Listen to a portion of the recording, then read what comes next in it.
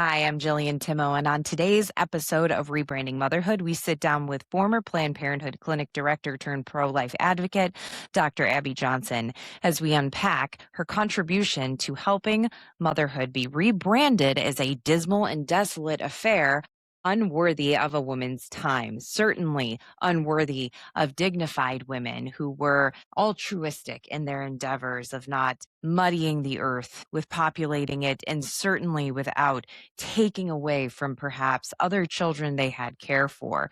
Because after all, the great lie of feminism and the great lie of pro abortion advocates is that abortion is an act of love. And so sit with us as we unpack her previous deception and we talk about the path forward and truth that she has helped carve for many women. I have personally worked for Dr. Abby Johnson for the past 6 years, helping women wrestle the joy of motherhood from a variety of circumstances, be it financial, loss of relationships, or even just terrible, terrible pregnancy sickness. We'll get into it today. Sit with us as we rebrand motherhood one discussion at a time. So, Abby, thank you so much for being here with me today as not only my boss, but as the person who understands probably best what happened to motherhood, how it was rebranded, and what kind of PR campaign we've been bamboozled by for a few decades now. So I want to jump right into it, if that's okay with you. Yeah. When you were working at Planned Parenthood, what happened when a woman who was on the fence about choosing either to have an abortion or not, what kind of processes were there in place to help her make that decision? So, really, there wasn't a lot of processes in place. It was kind of like, our job is to get her an abortion. So, you're not there to say, oh, you know what? Okay, you're pregnant, you need clothing, for your baby. Okay, well, there's places in town that can do that. Or, oh, okay, well, you're pregnant, you don't have, health care. Okay, well, there's Medicaid or whatever. I think the best way to say it is that if somebody was there and they were there thinking, I might choose life for my child, then our goal was to wreck that plan. So, we wanted to tell them how difficult motherhood was going to be and how basically impossible it was going to be for these women to be mothers. Now, most of the women that came in unmarried. Most women having abortions are unmarried. Most of them were in, non-committed relationships. So, it's very easy for us to say things like, well, that guy, he told you to come here, so he doesn't even want to have the baby and he's not going to take care of you. He's not going to have any responsibility. He can walk away at any time, and then you're going to be a single mom. You may not get child support, daycare is so expensive, food costs are so expensive. And so we made it sound like motherhood was impossible. But really, Jillian, that's the way our culture has been psychologically manipulated since the 60s. We have been controlled, our minds have been controlled to believe that motherhood is slavery, that motherhood is the worst choice for a woman, that contraception, abortion, that is freedom. Motherhood is bondage. And we see that just in the psychology of marketing. You can look back, my parents watch a lot of old sitcoms and stuff, and you can look at them and you see women who were mothers back in 1940s, early 60s. The most beautiful women in those times were mothers. They always were put together. They always had their hair done. They looked nice. They wore skirts and beautiful tops. They were just elegant women. Mothers were beautiful women. They were revered in the culture as beautiful women, right?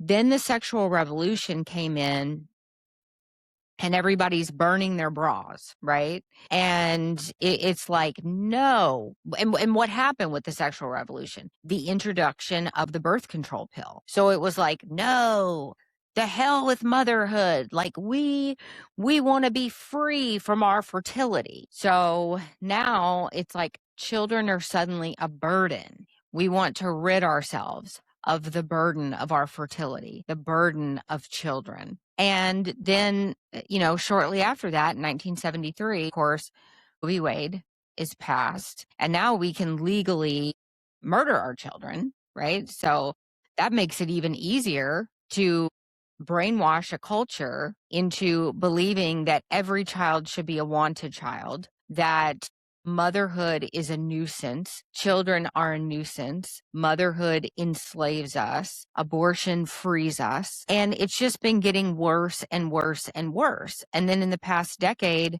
it's like we have this mommy wine culture where now it's like I have to drink throughout my day in order to be a mom, right? Like I have to get drunk at my kid's soccer game in order to be his parent, right? And so we see this, and in like every mom, in these mom ads, it's like every mom has a, messy bun on her head and, a t-shirt with like throw up on it and yoga pants. And that's like all women wear, right?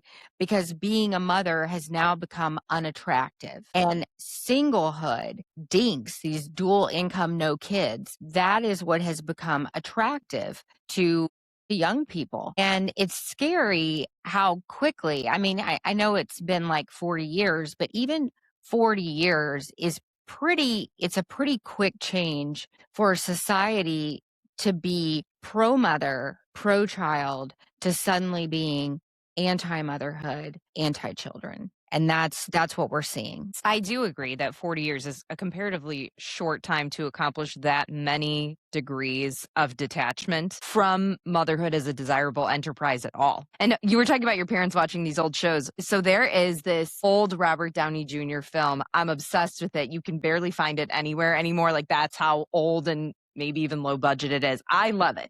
And it's called Heart and Souls. We show it to the kids every so often. It was made in the early 90s, so I'm going to go ahead and ruin it. This little boy has these 4 guardian angels who were all killed in a bus crash at the beginning of the movie.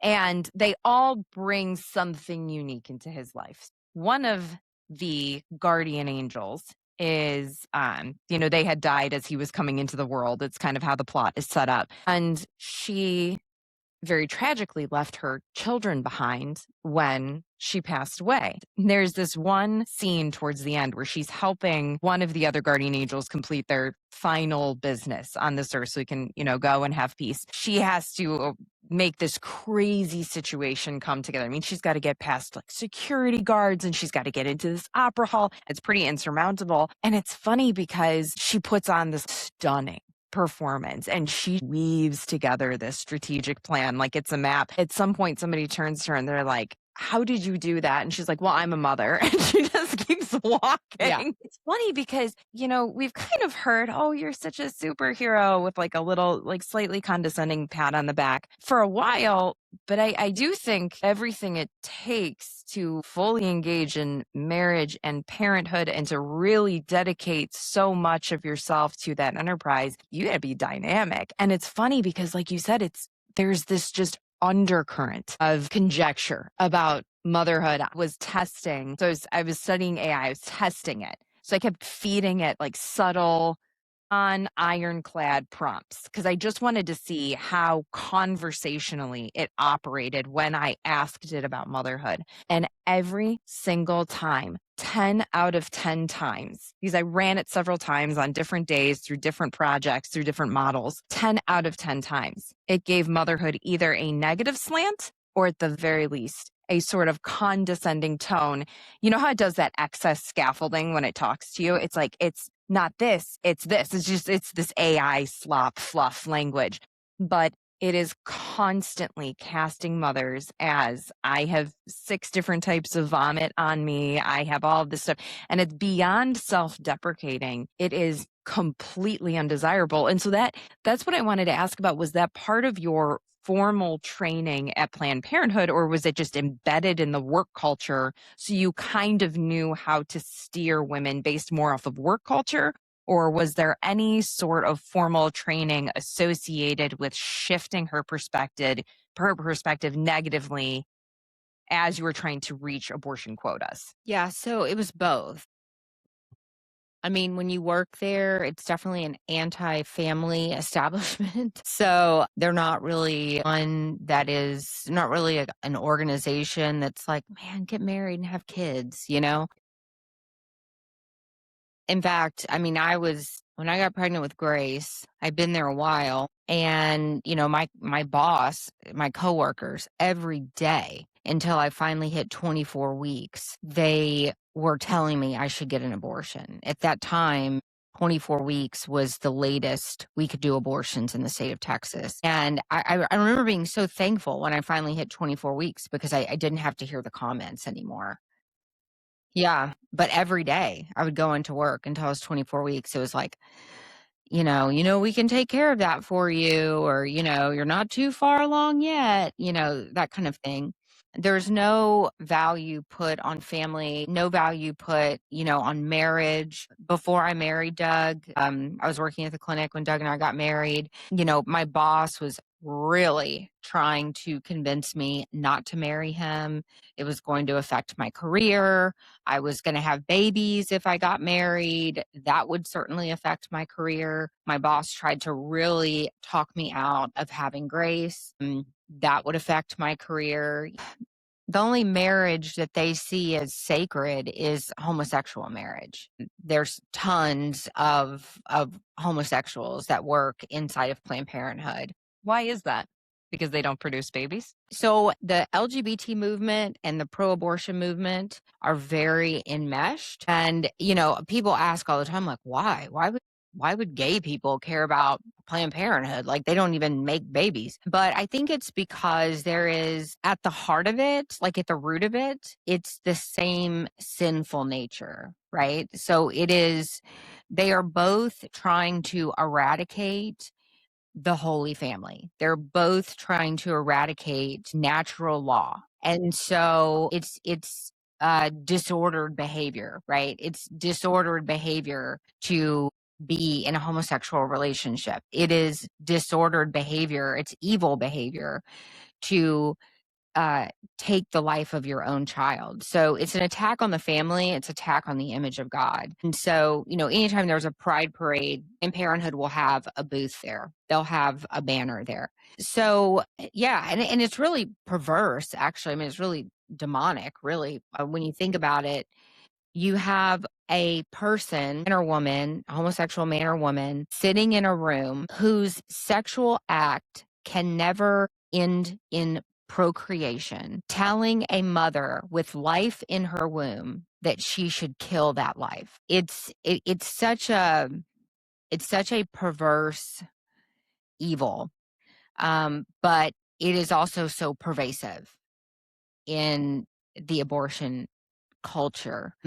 But I would say it's a little bit of both. I mean, you're in the 8 years that I worked at Planned Parenthood, and I worked with over 300 women, most of them, around my age, most of them within their, kind of fertility age. In those 8 years, I was the only person to have a living baby. In 8 years. In 8 years, I was the only person to have a baby. Now, That's what half your fertility range about? I mean, now I had many friends at the clinic who got pregnant, but they all aborted their children. And there was a time in there where I think every Saturday when we were doing surgical abortions, we had one of our staff members in there having an abortion. So it is kind of, a part of it is kind of implied, like, yes, we're sort of anti-family around here, but part of it is part of the training. We had training telling us, and I'll tell you when it happened. It happened in 2007. There was a big marketing firm that came in and they rebranded Planned Parenthood. And it used to be,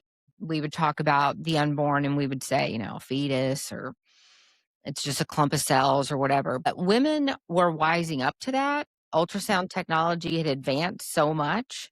And so it was like women were like, no, like I know it's a baby, like I've had 60% of women that had abortions had already had children. So it was like I've seen the heartbeat. I know it's a baby. Like you can't tell me it's a clump of cells.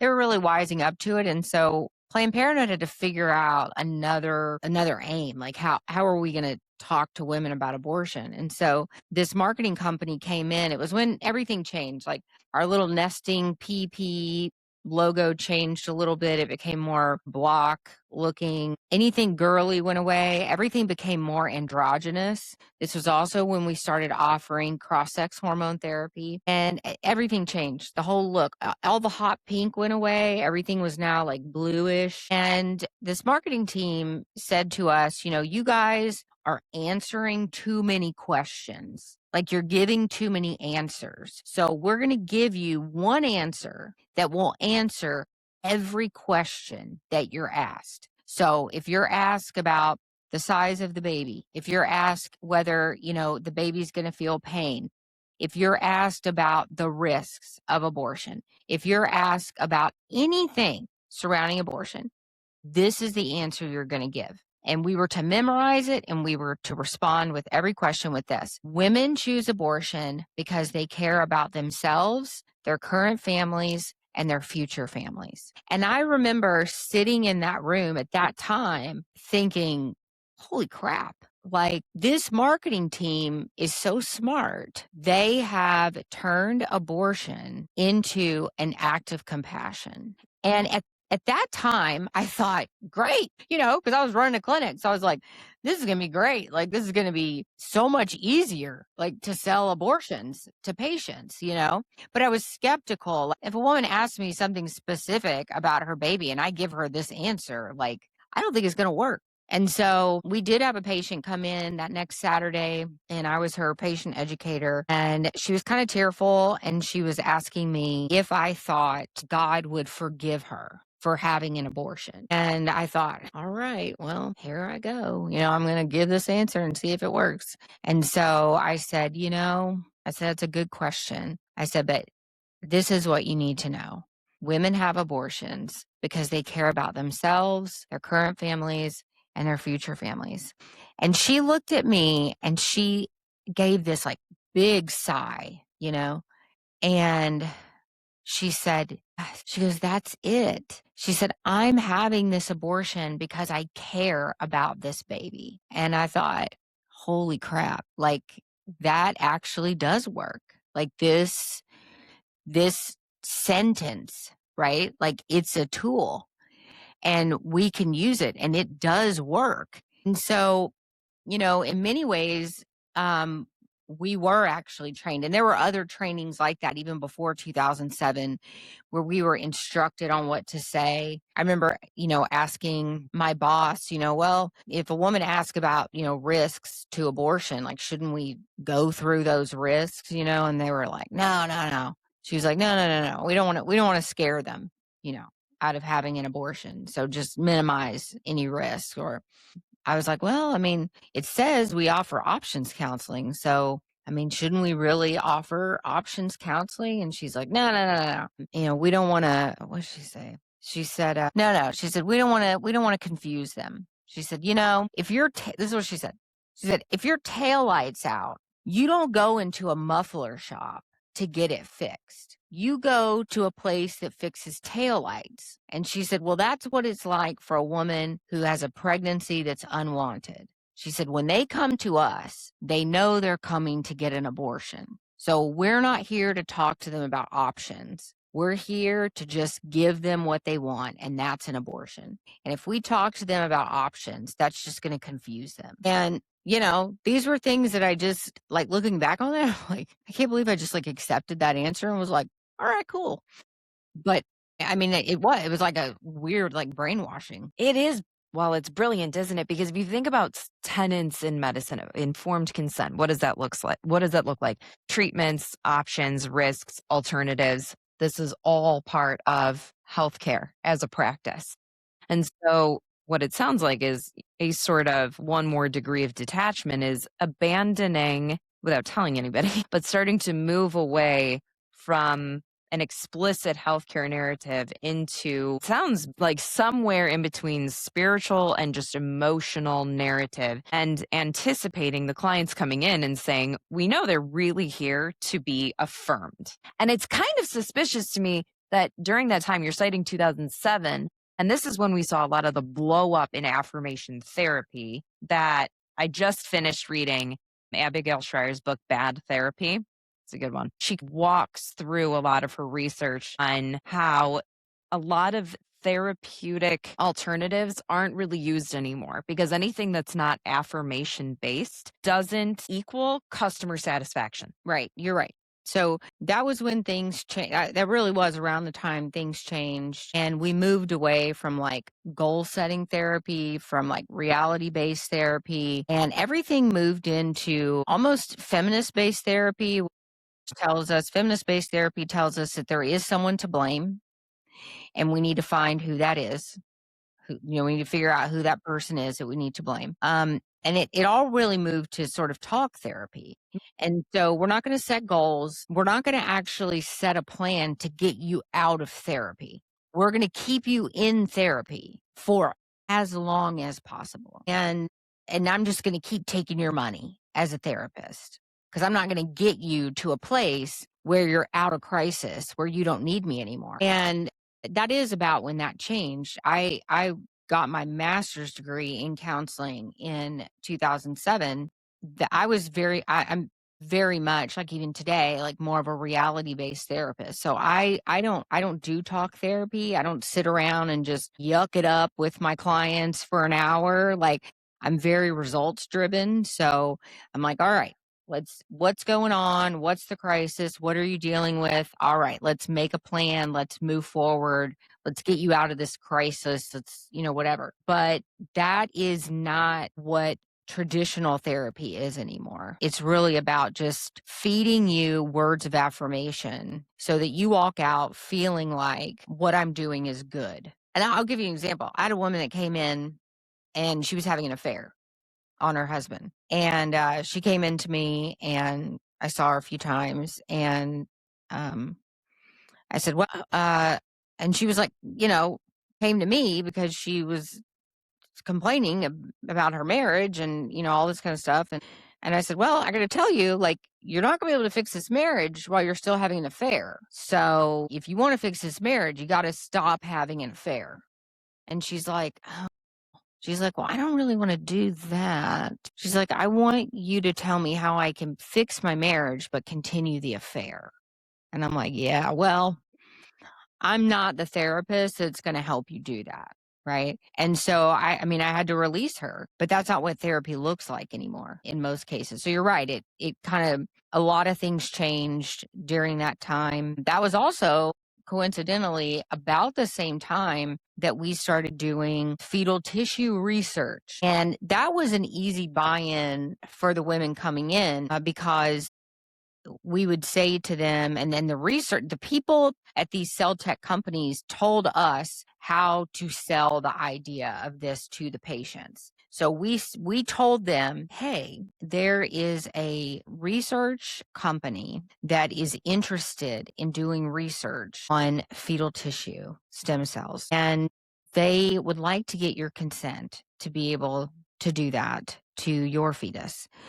And, it could be that your specimen is the cure for Alzheimer's. Like, well, good thing I'm having this abortion because I may cure cancer, right? I mean, it's like This abortion becomes altruistic yes, in nature, potentially. Right. yes, So now I'm almost on this heroic journey, and this is part of becoming this vision of myself that I could be, And it's funny because I do believe in motherhood. There, with each baby, I always have this moment. I have 5 kids, ages 7 to 1, and I always have this moment where I get very excited about that positive pregnancy test. And then those first signs of sickness come over you. And it's just like it's like whiplash. In hindsight, it's, oh my gosh. In hindsight, it was so much easier. What am I doing? What am I doing? And these are planned, exciting pregnancies. And still that moment is there. and it's easily exploitable, especially with HG. Okay, so I have to segue for a second because you've allowed me to have a microphone, and so I can say things you won't say about yourself. And so I don't know if you remember this, but third baby, I was pregnant with my now 4-year-old, and I had the worst hyperemesis gravidarum I have ever had. So for those of you who don't know, hyperemesis it's an unbelievable pregnancy sickness. It is debilitating. Picture the worst flu you've ever had in your life, where you can kind of clear your mind. You can find it, even if it's just a space on the wall, you can stare at, you can find that level headedness for just a moment of relief. It does not exist in HG. It just does. I could not find that island. Because you can't with stop HG. throwing up. You can't. It's like you from the cannot. pits of hell. Oh, it is. And I am one of, I think they said like 5% of the population who has a really hard time with metabolizing B vitamins, which doctors tell you to take with Unisum to ease severe pregnancy sickness. And it doesn't work on me. It makes me sicker. So I don't even remember this. This was very, very early. I think I had worked for you like a couple weeks when I was pregnant with Gigi. And you got on the phone with me, and you could describe it from experience. You could describe it in a way that no one else could. And you said, all you can do is sit in a dark room and listen to your husband care for the other kids. And I was sitting in a dark room, unable to help, listening to him try to work and manage 2 toddlers. And we were 500 miles from home, and I had nothing I could give. Truly nothing. I had crawled into our apartment from the parking lot. And it's interesting to me to hear you talk about engaging with the shifting narrative project at Planned Parenthood, because I received the other end of things. I received a boss who was going to create an action plan with me, who told me about how to get IVs because I couldn't take anything by mouth, who told me what she knew it felt like. And so it's interesting how, it sounds so obvious to say the power of life and death is in the tongue, but it is true. I think when we look into that, I'm wondering how gradual it was that your own understanding of motherhood and how powerful narrative is around it shifted as you exited the abortion industry. Was that more of a light bulb moment, or did that happen gradually? Did it happen as your family grew? Yeah. So it was when I left Planned Parenthood, I wasn't like, I'm pro-life now, right? I was not. I was like, I'm not going to be a pro-lifer. I mean, I remember saying that, like, I'm not going to be one of them. Like, they're nuts. I don't like them. No. And, my position on abortion started to like gradually evolve. As I got closer to the Lord, I feel like my position started to evolve. But we still had grace, and that was all we had. We just still had our first daughter, and I really didn't want any more. I thought, I'm done. I don't want any more. I think part of it too was there was just a deep sadness, a deep grief about like what I had done, and I hadn't really reconciled with that. And so I think there was a part of me that felt like I really shouldn't have kids because of what I've done, you know? So I have like a fear too. Like, am I going to be like punished? Am I going to have like a bunch of miscarriages? So maybe I just shouldn't even try. I mean, I think some of that was in there too. And then, so I had an IUD, and I remember sitting, we weren't even Catholic yet, but we were sitting in a mass. And I remember there was this woman in front of me, and she had this tiny little baby wrapped in a green blanket, and she had him just kind of up on her shoulder. Like this baby was fresh, like it just popped. And I looked at that baby, and something happened like in my soul. And I was suddenly like, oh my gosh, I want babies. Like, I want more babies. And Doug always wanted more kids. So I remember I looked over at Doug and I go, I got to get this IUD out. And he goes, what? Now? And I'm like, no, like not now, but like, You say this in the middle of mass? yeah, I did. And I'm I like, mean, no, not now, like divinely tomorrow. inspired. And he's like, well, all right, And so then like he leans over to me like a few minutes later and he's like, by the way, it's like the sexiest thing you've ever said. And so then I called my doctor the next day and I said, yeah, I need to get this IUD out. And they're like, oh, okay, well, we can see you in like a month and a half. And I'm like, no, no, no, no, no. Like it's coming out today, whether I take it out or you take it out. Like it's coming out. And they were like, whoa, whoa, okay, we have a crazy lady on the phone. And so they got me to the nurse and anyway, they got me in like around lunchtime and took it out. And it was funny because the lady was like, well, what are you going to do for, family planning, birth control or whatever? And I was like, yeah, I don't know. I don't think we're going to use anything. I really want to have a baby. And if we do use anything, maybe we'll use this, natural family planning stuff I've heard about from my friends, which I used to always make fun of, by the way, when I was at Planned Parenthood. I was like, what do you call people who use an FP? Parents. So I couldn't even believe the words that were coming out of my mouth, like at that time. And then the next mass we went to, I was sitting there and I heard this like voice say to me, you will have 8 children. And it was so weird. It felt like someone had like said it in my ear. Like I looked around, like, did somebody just say that to me? Like, what? And I thought, oh my God, was that the voice of Satan? Because I know the Lord did not just tell me I was going to have 8 children. So, and I felt like really, I don't know, like kind of freaked me out, but like I felt kind of at peace about it. And so then, Doug and I started trying. They were like, oh, you'll be able to get pregnant immediately after you get the IUD out. And I was not getting pregnant. And it turned out the IUD had like screwed up all kinds of stuff in my body. And so we had to do like NAPRO and all this kind of stuff. It took a couple years. We finally got pregnant with Alex. And as I was sitting in the postpartum room the day after I had him, I remember looking at Doug and saying, I want another one. I mean, just like immediately, I was like, I'm ready for another one. And he's like, oh my gosh, can we just get out of the hospital first, And by the time I went back for my 8-week checkup, I was 3 weeks pregnant.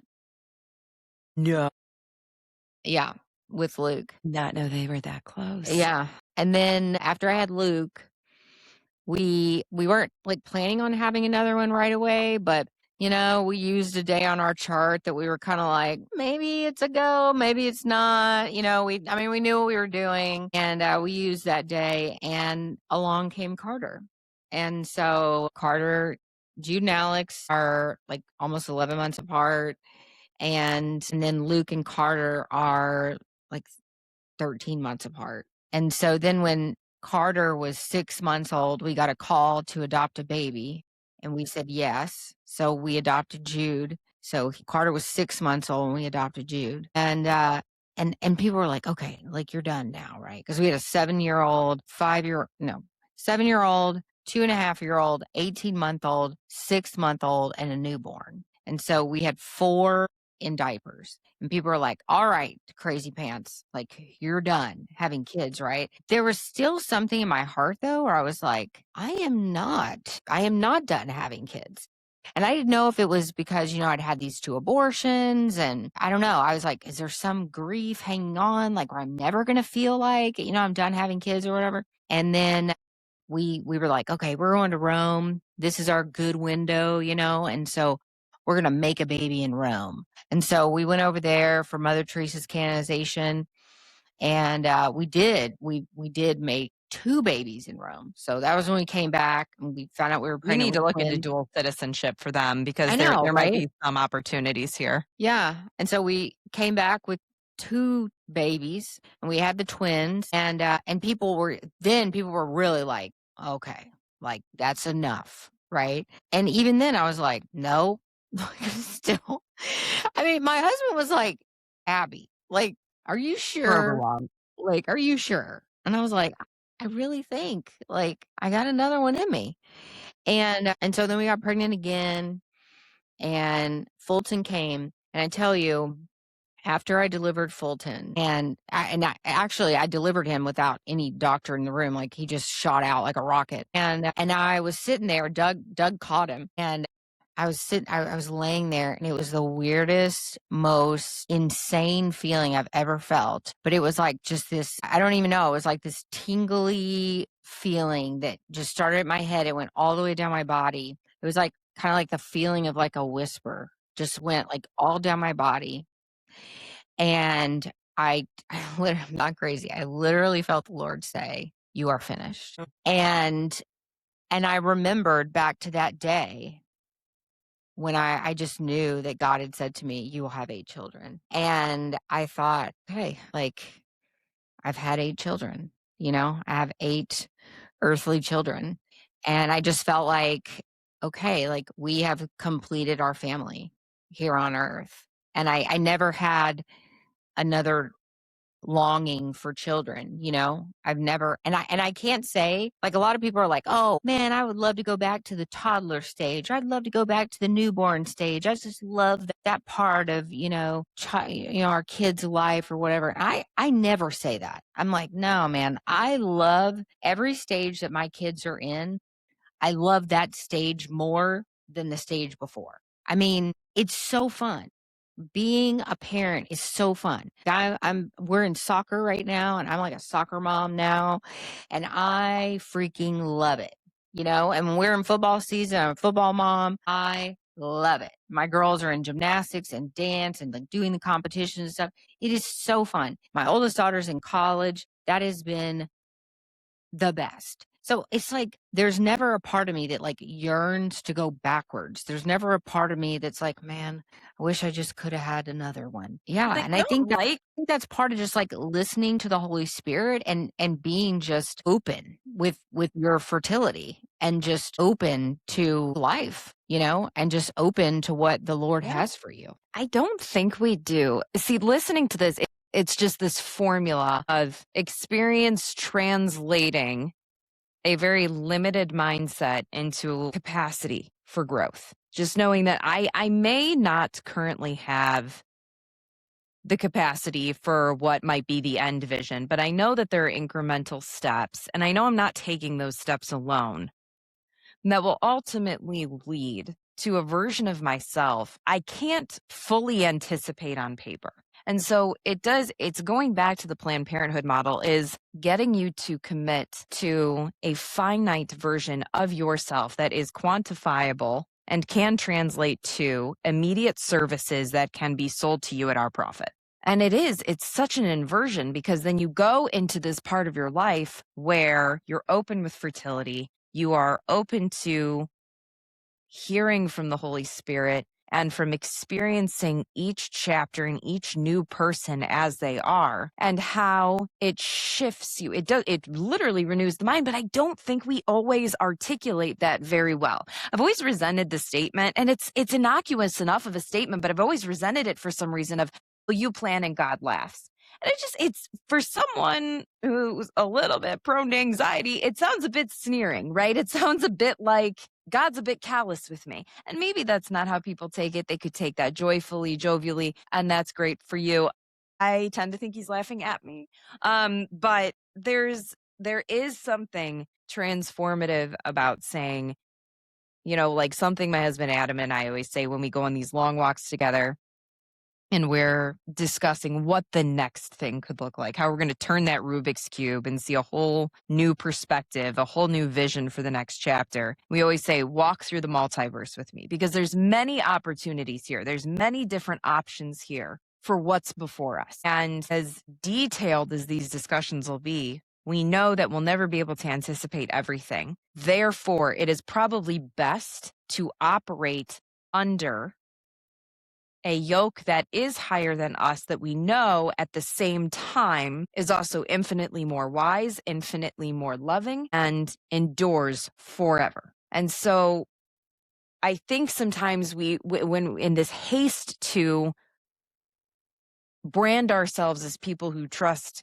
in God's design for life, sometimes we rush past well articulated reasoning for doing that, and we don't have to. So I think I love going back and saying, okay, so here was the origination point where your logic started. Here's where it is today. And then let's get into the in between. And when we talked about that, you quite literally discussed meeting your children at every new season and how that expanded you beyond what you ever thought you were going to be. And so we can look back now and laugh, but I'm sure in the season it was one of just incremental growth. And it's sad because you look at a lot of what's on social media, you look at a lot of what's in this kind of PR campaign of motherhood just generally sucks, and it is so limited.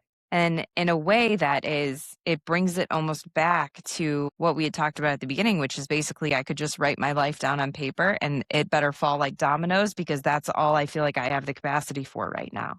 And as tempting as that is, there are versions of ourselves we have yet to meet that we cannot anticipate. And I think to appreciate that, we also have to let go of control, which means that implicates vulnerability in relationships, relationships with spouses, with children. I mean, these are eternal relationships we are going to carry with us. And you're going to carry that with you, whether your baby's here or not. You know, my friends now don't believe me, but because they've only known me like who I am now as a mom. But when I was younger, like when I was in college, as I was growing up, I was very, very type A. You wouldn't know it now, okay? Because I'm about as like fly by the seat of my pants as I can get right now, okay?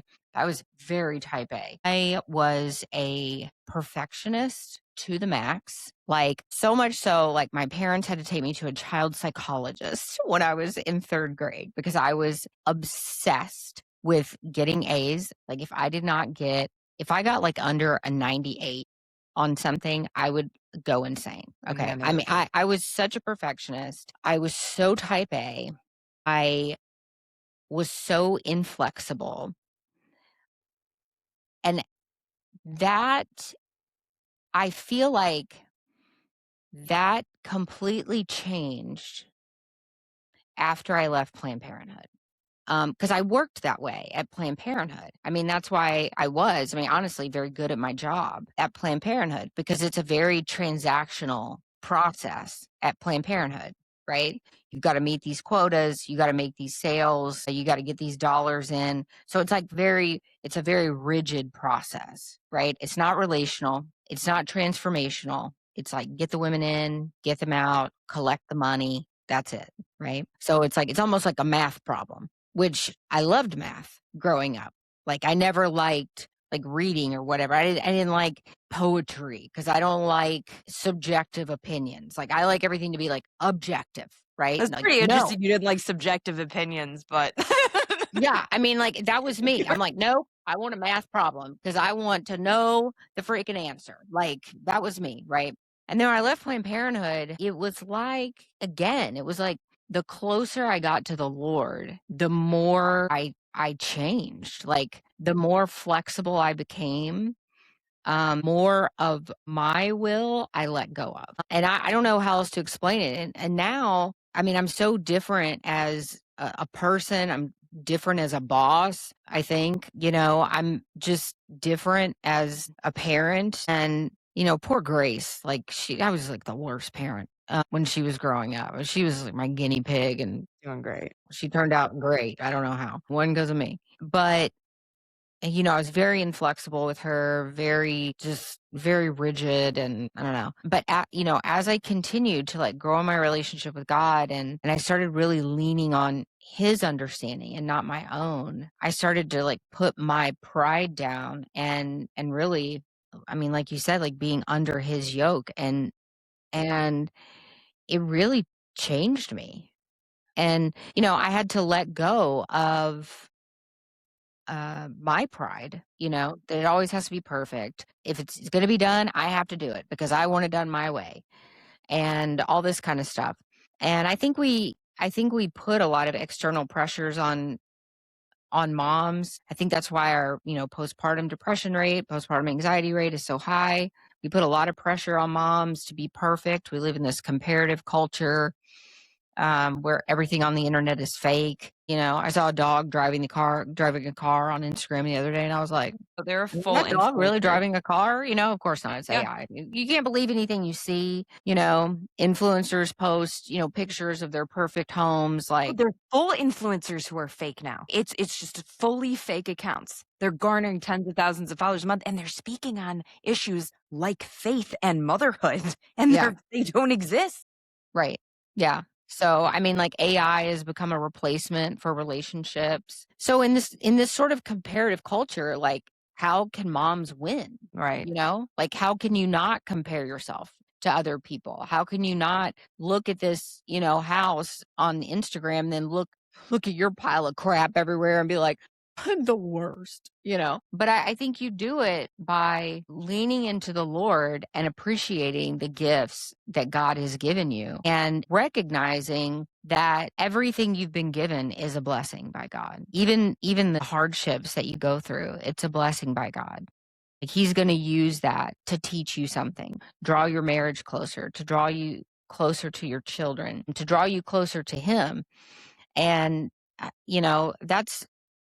that's what I've tried to do. That's what we've tried to do in our family. Hard times in our family, when we've struggled financially, whatever. We're not people who are like, hide it from the kids, hide it from the kids. We're like, look, we're struggling right now, and everybody's got to come together, and we're going to pray about it as a family, and we're going to get together, and we're going to figure this out, And it really it becomes a team. Like, you really are a team working through life together, and then you care less about what other people are doing or how other people look or whatever. You care about building up your own island of support, and helping to transform the lives of the people that have been gifted to you to care for. And that's really what motherhood is. Like, my entire goal of being a mother is to care for my children enough to get them into heaven. And it is building a That's strong that's island. it. Yeah. And it's That's it. not building. You're getting them to heaven, and you don't do that from islands of isolation. You do that from islands of strength that are founded on a foundation that is greater than either of you combined, because you don't want to know what kind of parents we would be if we just answered to our own version of the truth. And it's kind of like what you talked about at the beginning. You're talking about the only marriage that is appreciated at Planned Parenthood is one that is really antithetical to God's design. Well, why is that? Because one can operate in pretty subjective forms of truth, and one, God's design, not saying every heterosexual marriage functions this way, but one design optimally is just, it's designed to operate in objective truth, which we don't get to determine for ourselves. And so I think it's very obvious that families who do well try, and fail many times, but try to function the same way. And so I guess that leads me to one of the last questions I have is, what do you wish women knew before crisis drives a decision of whether to keep their baby or to abort? What do you wish, like, because if we're saying that a lot of this transformation and renewing of the mind is kind of a compounded effort in our lives, in everybody's lives, it is. We start off as these new adults, or new to faith, or new to reconciliation.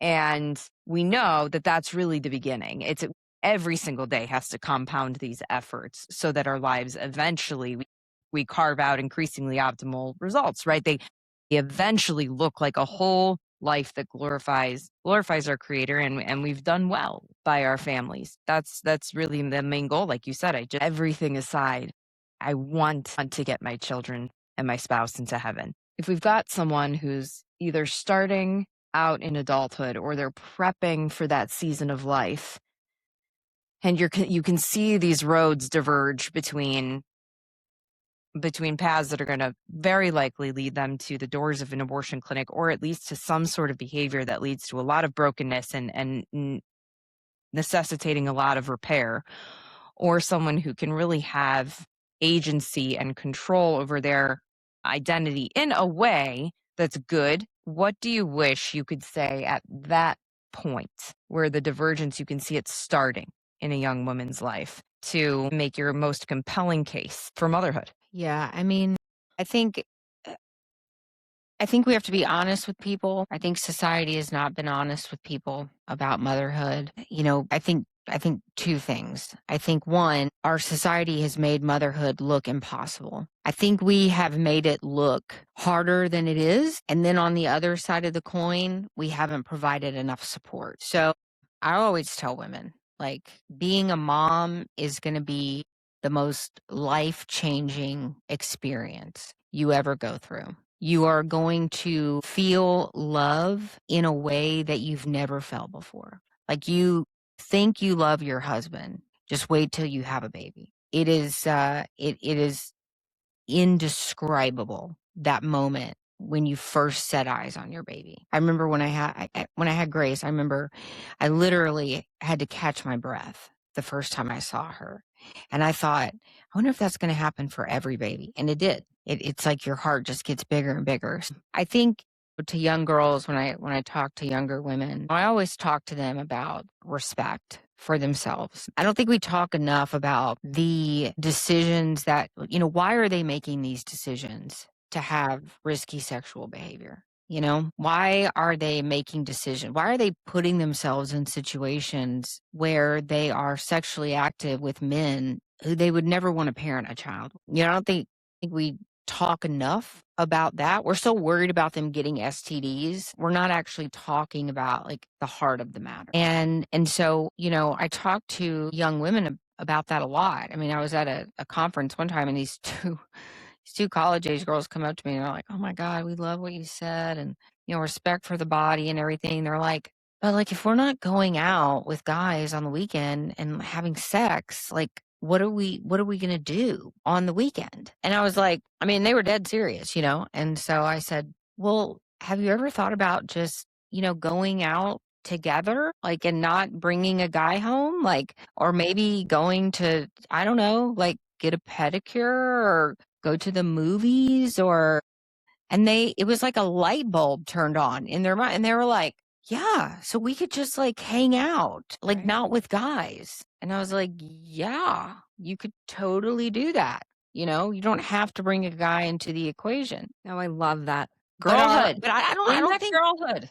yeah, Yes. I don't think a lot of these young women know how to have deep friendships with other women because they've been raised in a comparative culture. So everything is about being better than Tiffany or being better than Suzanne or being better than Becky. It's all about being better.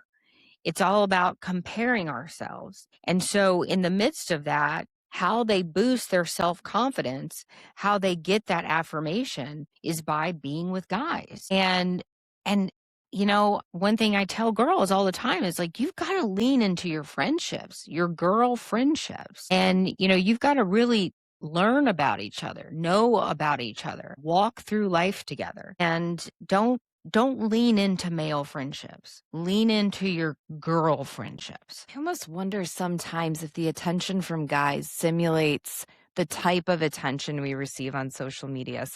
When you're a teenager, you're living at your parents' house. You're not married to that guy. So your encounters are relatively brief, right?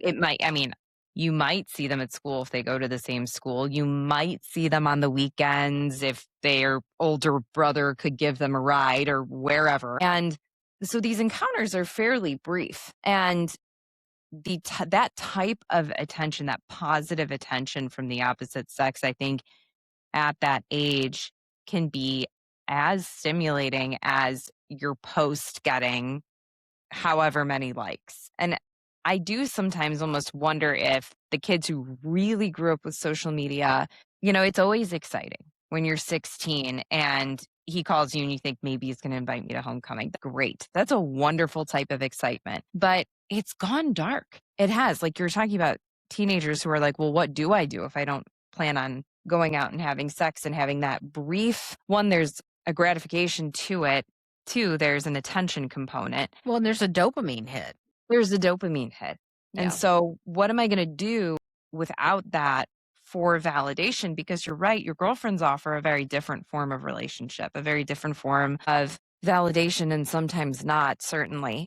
And they don't stand to gain the same things from you that someone with ill intent does. But then it's also a much more fleeting relationship. So that's interesting. And I do wonder the effect that social media has had on guy girl encounters, because we see that with Gen Z. They're saying they're actually not going out and asking people out. They're actually not going out and having those conversations.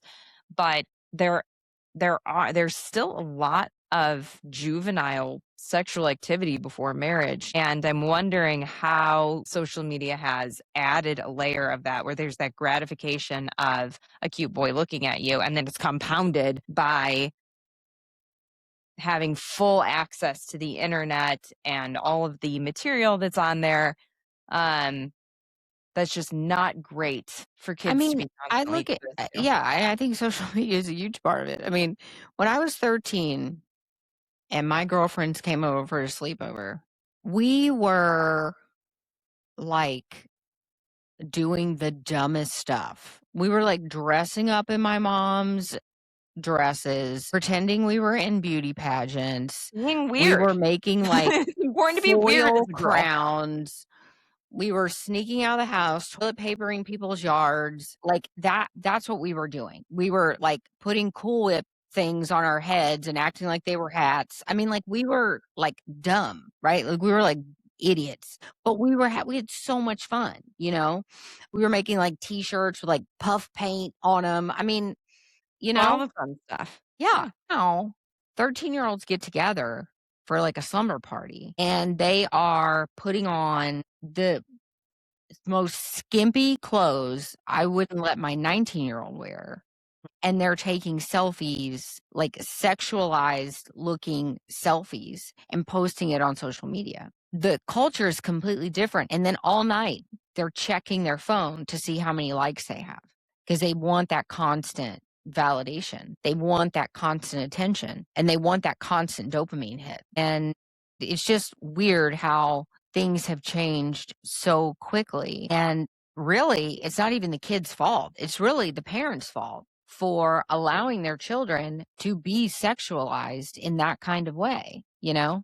I mean, I was the parent that I don't let my kids have social media. You know, Grace, and I swear, Grace is a completely normal, cute girl, very cool, loved by everyone, and never had social media, you know? So it is possible to raise a kid without social media. It is possible to raise a kid that, you know, dates a boy but doesn't have sex. It is possible to raise kids that don't doom scroll on the internet all day. I mean, like Grace didn't even have the internet all through high school. She never had the internet on her phone. She was never allowed to be back in her room. My kids are not allowed to be back in the room with their computer. No, like it has to stay out in the living room so I can see what they're doing. It is possible as parents to do that. And that really is our job. But we've allowed the kids to run us and to run our homes. And so now our kids are sexualized at such a young age. And it's affecting them later on in life. It's affecting the amount of partners they have. It's affecting their day-to-day lives and it's affecting who they date, how they date. It's sad. I mean, it really is sad. So much of it. You can't expect a kid to self-regulate like that. No, and it's been done on purpose. I think it's, they made Ariana Grande look like that. They made her look like she was simultaneously 8 years old and also some kind of weird sex kitten only fans convergence. And it's odd and it's sick. And at the same time, kids, they do tend to internalize that and they tend to internalize some of these really weird messages if they're packaged in bubblegum pink and dressed like Glinda. And so I agree with you that it's a great resolution for the future is to practice wholesome girlhood now, to not be intimidated by motherhood or find it disgusting because it's very largely not. Okay. And by the way, everybody gets puked on at some point or Yeah, another if you're a mom or exactly. not. So we've all been to the Exactly. same point. And so, yeah, I agree. And I think that I'm excited for the future. I think that we're into the age of social media enough to know that the wool's been pulled over our eyes once. And I think moms are smart enough. I think that a lot of moms out there are just, I'll give it to you, 2020 social media, momstagram era. I'll give it to you. You had me with the fear mongering and the purity culture around one version of motherhood and womanhood. I'll give it to you. You got me once. You got me once at the advent of all of this.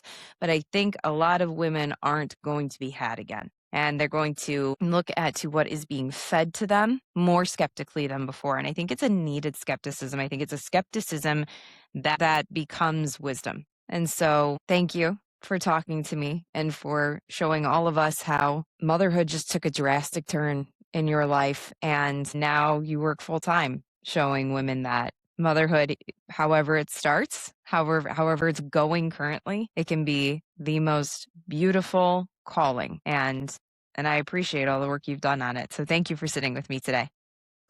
Thank you so much for Appreciate it. having me. Of course. On Rebranding Motherhood, we talk about the lie that motherhood is a trap, and that if you are in a situation where you need support, then no one will be there to help you or to be a steady voice for you. I want to talk to you about our Project Loveline that decimates that lie and helps women get real help in real time. We connect women with resources, or if we can't find one, we become the resource. So if you, someone you know, needs to access our hotline, you can visit us at loveline.com. And if you want to volunteer, if you want to be that steady voice in someone's life, we would love to talk to you about your heart for helping mothers. Thank you.